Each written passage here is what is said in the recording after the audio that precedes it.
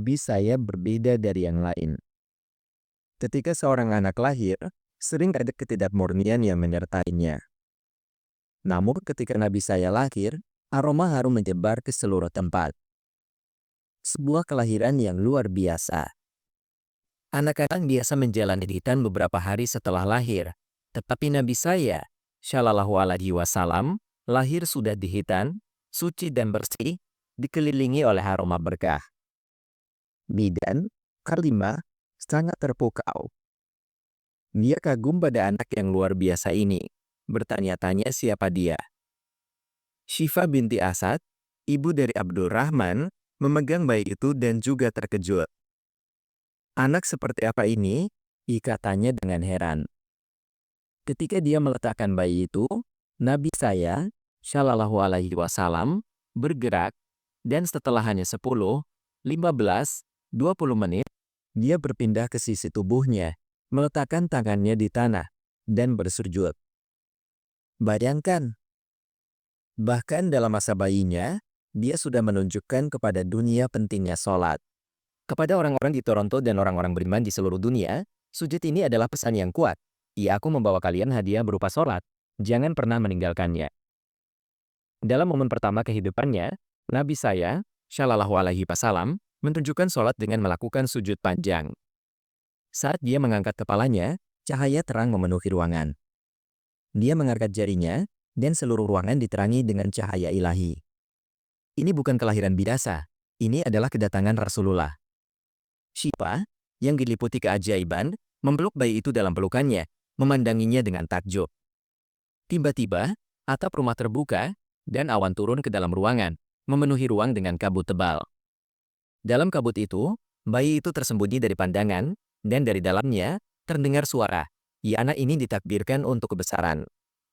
Bawalah dia ke timur dan barat, dan umumkan kepada seluruh makhluk bahwa siapapun yang mengikutinya akan menemukan kesuksesan.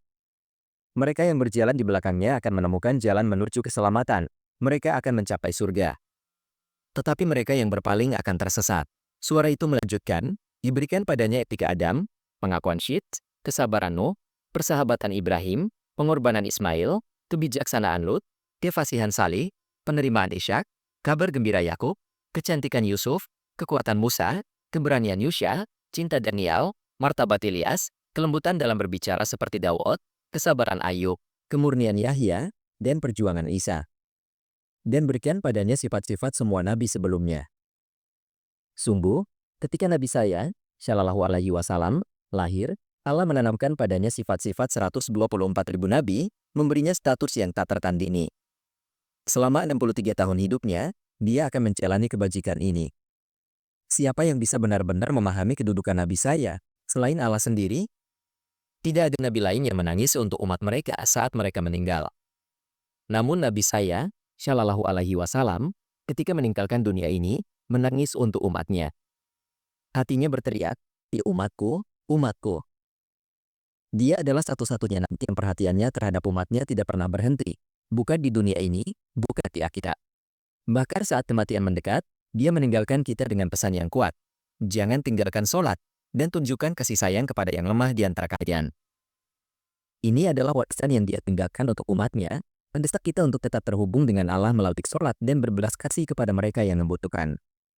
Ketika hari kiamat tiba, dan timbangan keadilan ditegakkan, ketika jahanam, neraka, mengaum dengan suara yang mengerikan, bahkan jiwa-jiwa yang paling suci, malaikat, nabi, dan orang-orang saleh akan jatuh ke tanah, menangis untuk diri mereka sendiri.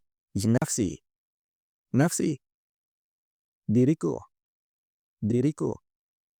Tidak ada yang akan peduli dengan orang lain, bahkan orang yang mereka cintai. Di tengah kekacauan ini, sebuah suara akan terdengar, umatku, umatku, umatku, umatku.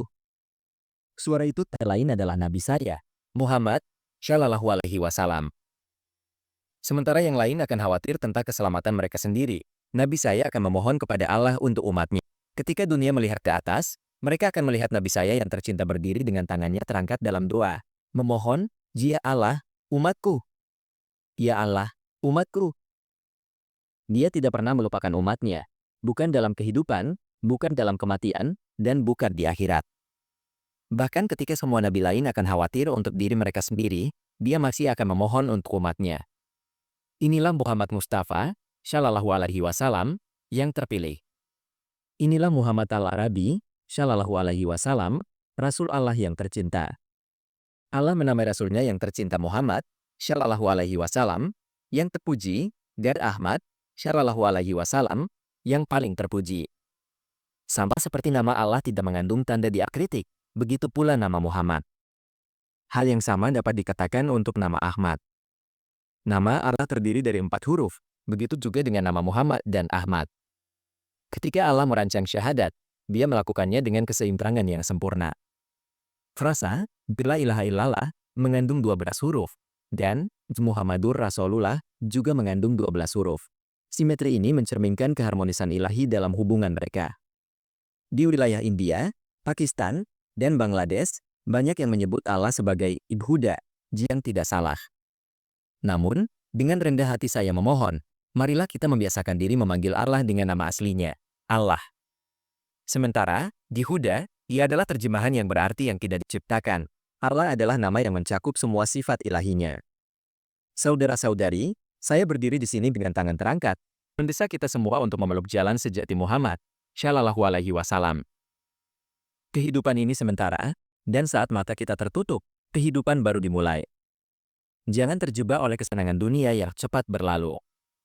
Sebaliknya, ikutilah jalan yang dibawa oleh Nabi saya, Shallallahu Alaihi Wasallam, kepada kita, sebuah jalan yang mengarah pada martabat di dunia ini dan akhirat. Tidak ada orang lain dalam sejarah yang pernah mengklaim seperti yang dilakukan kepada saya. Ikuti aku, dan kalian akan meraih kehormatan di dunia ini dan di akhirat. Meskipun tantangan yang dihadapi umat ini, tapi air mata, dan pengorbanan kita yang ternyata, Shallallahu Alaihi Wasallam, jangan pernah kita lupakan cinta dan perhatian yang besar yang dimiliki Nabi kita, Shallallahu Alaihi Wasallam, untuk kita. Bahkan pada saat-saat paling menakutkan di hari kiamat, ketika yang lain akan menangis untuk keselamatan mereka sendiri, Nabi saya akan menangis untuk kita, umatnya. Jadi saya bertanya kepada kalian, apakah kalian tidak akan menjawab panggilannya?